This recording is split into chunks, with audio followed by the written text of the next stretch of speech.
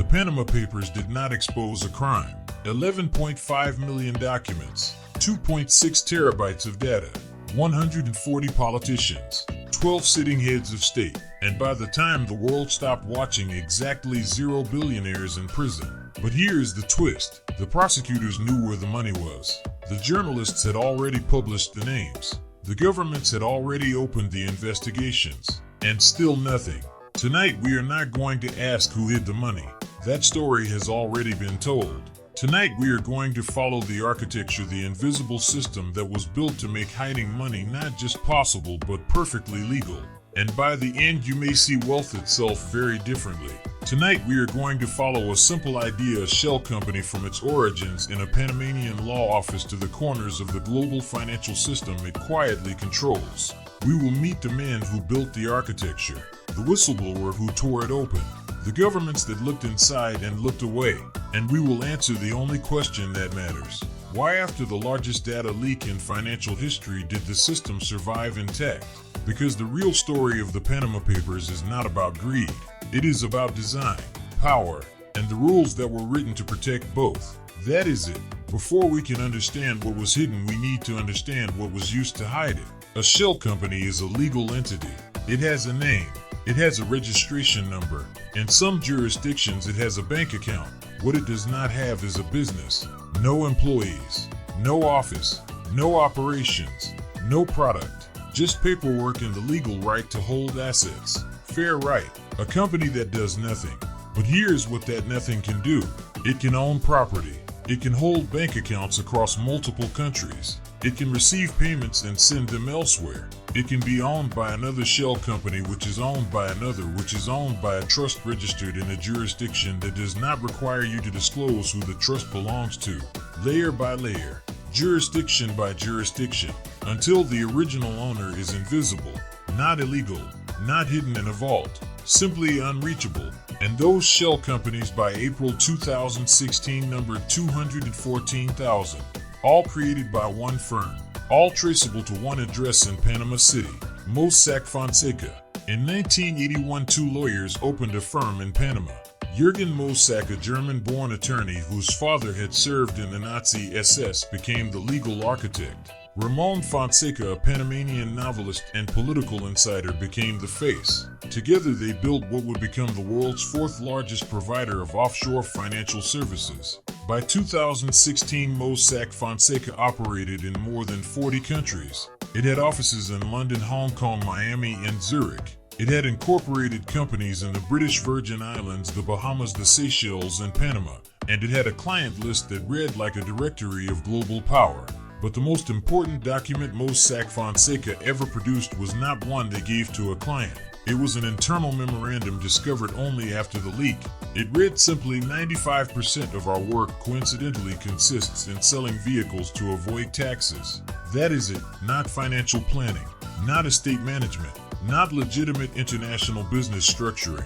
Selling vehicles to avoid taxes by their own admission in their own words. The firm that would eventually be trusted with the financial secrets of 12 heads of state described its core business as tax avoidance. And for 35 years the world did not know, because the architecture of secrecy that Mossack Fonseca sold was not a loophole. It was the product. Here's how it worked. A client, a politician, an oligarch, a business executive, a sanctioned individual approaches Mossack Fonseca. The firm creates a company registered in the British Virgin Islands or the Cayman Islands or Panama itself. The company has a name. It has directors, nominee directors, lawyers hired specifically to appear on legal documents so the real owner does not.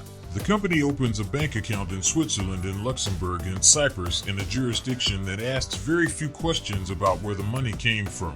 Assets flow into the company. A luxury apartment in London. A yacht registered in Malta. Shares in a corporation based in Delaware. Paintings bought at auction through a bidding agent. And the real owner invisible. Not named in any document. Not subject to any reporting requirement. Not subject to any tax authority. Not subject to any jurisdiction that can compel disclosure. Fair right. Just a company. Perfectly legal. Because in the British Virgin Islands there is no public registry of beneficial owners. In Panama there is no requirement to disclose who controls a trust. In Luxembourg, bank secrecy laws for decades made disclosure essentially impossible.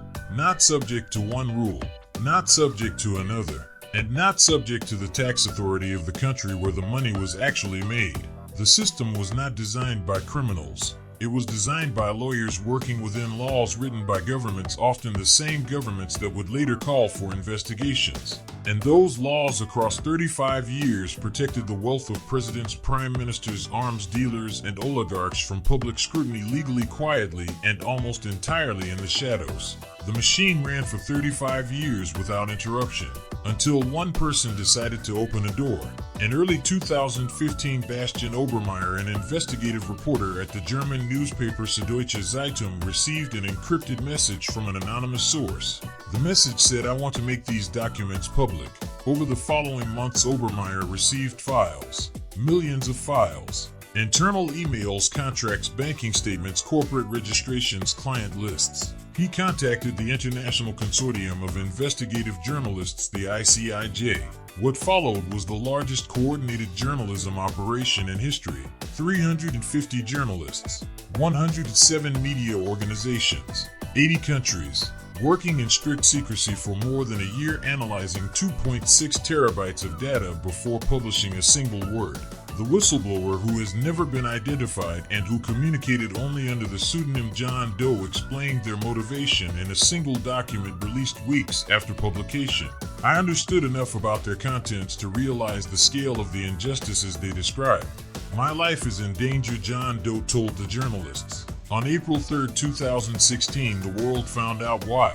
214,000 entities, more than 200 countries and territories, documents dating back to the 1970s, and inside those documents the financial architecture of the global elite. Sigmundur Gunnlaugsson, Prime Minister of Iceland, and his wife had established a shell company called Wintries Inc. in the British Virgin Islands. When Gunnlaugsson was elected in 2013, he had promised to be tough on Iceland's foreign creditors. Wintries Inc., which he secretly co-owned, was one of those creditors. He had voted on legislation that directly affected his own hidden financial position.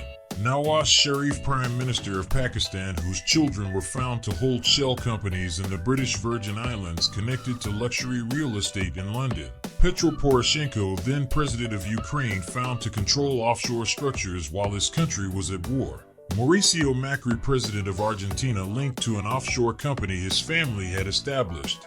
140 politicians across 80 countries, 12 sitting heads of state, and those were only the names the journalists could verify from the files they had. The whistleblower had given them a map, but the map covered only one firm in one country over 35 years. The question the world should have asked is not what was in the files. The question is what is in all the other files, the ones that have never been leaked. The consequences arrived quickly, and then they stopped. In Iceland, Gunnlaugsson resigned within days. Mass protests filled the capital. An entire government fell. In Pakistan, the Supreme Court disqualified Nawaz Sharif from office in 2017. In 2018, he was banned from politics for life. Governments around the world opened investigations. Parliamentary hearings were scheduled. Prosecutors issued subpoenas. And then something happened that the system had always depended on. The investigations ran into the architecture, because what Mossack Fonseca had sold in almost every case was legal. Offshore shell companies are not illegal. Nominee directors are not illegal. Multi-layered corporate structures that obscure beneficial ownership are not illegal in the jurisdictions where they are registered. The system was not a fraud. It was a feature. And in June 2024, 8 years after the world first read the names, a judge in Panama made it official. Jürgen Mossack and Ramon Fonseca, along with all 26 other defendants, were acquitted. The evidence did not comply with the chain of custody requirements. The prosecution could not prove under Panamanian law that the services Mossack Fonseca provided were criminal acts under the laws of the jurisdiction where they operated. They walked free, and the architecture they built is still standing. Between 2016 and 2026, governments around the world recovered approximately $2 billion in taxes, penalties, and levies linked to the Panama Papers. $2 billion. Against a conservative estimate of $8.7 trillion in offshore wealth globally. The United Kingdom recovered $250 million, France $200 million, India investigated more than 425 individual tax cases and recovered $16 million out of $1.5 billion under investigation. In Panama, the country at the center of the entire scandal, $14.1 million. Mossack Fonseca itself closed its doors in 2018. Not because it was convicted, because the scrutiny made the business unviable. The founders were acquitted, the firm dissolved, the files were archived, and the estimated $8.7 trillion that remains hidden offshore continues to be held in structures that are legally indistinguishable from those the Panama Papers exposed, not subject to one reporting requirement, not subject to another, and not subject to any international tax authority because no such authority exists. Because the real story of the Panama Papers is not about Mossack Fonseca. It is about what happens when the people who write the laws are the same people who benefit from the gaps. Since the Panama Papers, the world has not run out of documents. In 2021, the ICIJ published the Pandora Papers, 11.9 million documents from 14 offshore service providers. Bigger than Panama, more names, more jurisdictions. In 2022, the Swiss Secrets leak revealed that Credit Suisse had maintained accounts for arms dealers, human traffickers, and sanctioned individuals. The whistleblower described a banking system built to protect the wealthy from accountability. The leaks keep coming. The architecture remains, because the architecture is not a failure of law enforcement. It is the deliberate product of treaty design. There is no multilateral tax convention. There is no international body with the authority to compel disclosure across jurisdictions. Instead, there is a network of bilateral tax treaties overlapping, inconsistent, and exploitable. Individuals and corporations with the right advisors can move through those treaties jurisdiction by jurisdiction until they find the gap that fits their need. It is called treaty shopping, and it is entirely legal. The game is not played in the shadows. It is played in daylight in the offices of law firms in Panama, in the chambers of governments in the British Virgin Islands, in the legislative committees of countries that simultaneously condemn offshore wealth and host the infrastructure that creates it. The Panama Papers did not reveal a conspiracy. They revealed a system, internationally active, globally powerful, and even now almost entirely in the shadows. On April 3, 2016, the world saw inside the machine for the first time. One anonymous source, one encrypted message, 350 journalists, and 11.5 million documents that proved what many had suspected and few could prove.